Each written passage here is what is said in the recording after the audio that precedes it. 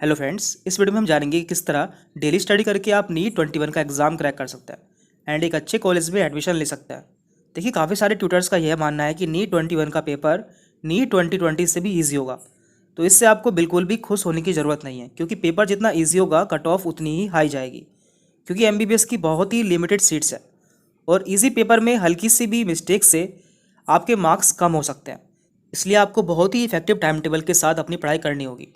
तो इस वीडियो में हम आपके साथ एक टाइम टेबल शेयर कर रहे हैं। अगर आप इसे फॉलो कर लेते हैं तो आप बहुत अच्छा स्कोर गेट कर सकते हैं, क्योंकि सभी टॉपर्स इसी टाइम टेबल को फॉलो करते हैं। हमने इसे काफ़ी एनालिसिस के आधार पर बनाया है। तो स्टार्ट करते हैं। तो देखिए, यहाँ पे 2 पॉइंट है, 14 hours a day and 12 hours a day. यदि आप दिन में 14 आवर्स की स्टडी करते हैं तो आप 650 प्लस मार्क्स गेट कर सकते हैं, और यदि आप 12 आवर्स अ डे स्टडी करते हैं तो आप 600 प्लस मार्क्स गेट कर सकते हैं। तो आपको देखना है कि आपको कितने मार्क्स चाहिए और उसके अकॉर्डिंग आपको पढ़ाई करनी है। आप देख लेते हैं कि आपको किस सब्जेक्ट को कितना टाइम देना चाहिए। तो देखिए, इसे हमने टोटल 4 कैटेगरी में डिवाइड किया है। नंबर 1, ऑनलाइन या ऑफलाइन क्लासेस। तो आप जो भी करते हैं, चाहे ऑनलाइन या ऑफलाइन क्लासेस करते हैं, तो उसे कम से कम आपको 4 से 5 घंटे का टाइम डेली देना है। इसके बाद आती है सेल्फ स्टडी, जो कि सबसे इंपॉर्टेंट होती है। तो यहाँ पे आपको फिजिक्स को मिनिमम 3 घंटे देने हैं, एंड केमिस्ट्री को भी आपको 2 घंटे देने हैं, एंड बायोलॉजी को आपको भी 2 घंटे देने हैं।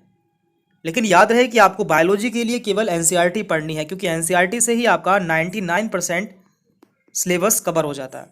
तो इसलिए आपको बायोलॉजी के लिए केवल एनसीईआरटी पढ़नी है। बाकी फिजिक्स और केमिस्ट्री के लिए हम आपको अलग से बुक बता देंगे कि आपको कौन सी बुक पढ़नी चाहिए। इसके बाद थर्ड पॉइंट है प्रीवियस ईयर क्वेश्चन सॉल्व, यानी कि आपको प्रीवियस ईयर्स में आए हुए क्वेश्चन सॉल्व करने हैं, क्योंकि हर साल काफ़ी सारे क्वेश्चंस नीट में रिपीट होते हैं। क्वेश्चन सेम रहते हैं, बस उनका पैटर्न चेंज कर दिया जाता है। तो इसलिए आपको इसमें भी कम से कम 2 घंटे रोज देने हैं। एंड लास्ट में आता है नंबर 4 पे सेल्फ प्रैक्टिस टेस्ट। आपको देखना है कि आपको कितना आता है।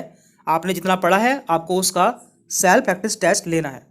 इसमें आपको कम से कम आधे घंटे से 1 घंटा देना है, जितने में आपका टेस्ट कंप्लीट हो जाता है।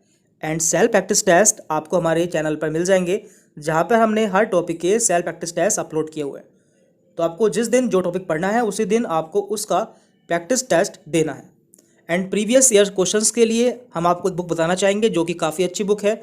उसमें आपको सभी प्रीवियस ईयर क्वेश्चंस मिल जाएंगे विद एक्सप्लेनेशन। तो आपको दिखा देते हैं। तो देखिए, ये दिशा पब्लिकेशन की NTA NEET chapter wise and topic wise solved papers की बुक है। इसमें आपको बायोलॉजी, केमिस्ट्री एंड फिजिक्स तीनों की 33 ईयर्स की बुक मिल जाएंगी, जिसमें 1988 से 2020 तक के सभी क्वेश्चंस आपको मिल जाएंगे। अच्छी बात यह है कि ये बुक पूरी एररलेस है और इसमें आपको सभी क्वेश्चंस सोल्व मिलेंगे। तो हम आपको इसका कंटेंट दिखा देते हैं। तो सबसे पहले इसमें सभी चैप्टर्स की डिटेल्स दी हुई है। तो इसका पहला चैप्टर है द लिविंग वर्ड। सबसे पहले यहाँ पे इसमें चैप्टर का एनालिसिस दिया हुआ है, यानी कि इस चैप्टर से कितने क्वेश्चंस पूछे जाते हैं और पूछे गए हैं। इसके बाद इसमें टॉपिक वाइज सभी क्वेश्चंस दिए हुए हैं, year wise and topic wise.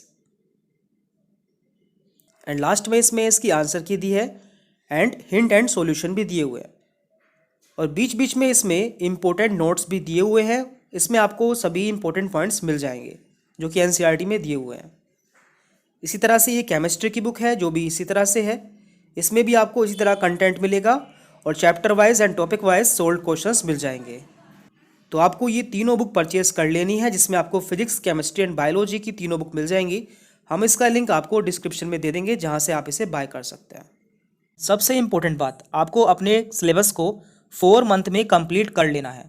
उसके बाद आपको जो टाइम बचता है उसमें केवल रिवीजन करना है, यानी कि आपको रिवीजन पर ज़्यादा ध्यान देना है, क्योंकि कई बार एग्ज़ाम के टाइम पर हम क्वेश्चंस भूल जाते हैं कि हमने क्या पढ़ा था, और छोटी सी गलती होने की वजह से हमारा सिलेक्शन रुक जाता है। इसलिए आपको इस कोशिश करनी है कि इस सिलेबस को आपको 4 मंथ में कंप्लीट कर लेना है, और उसके बाद आपको इसका बार बार रिवीजन करना है एग्ज़ाम टाइम तक। Thank you very much.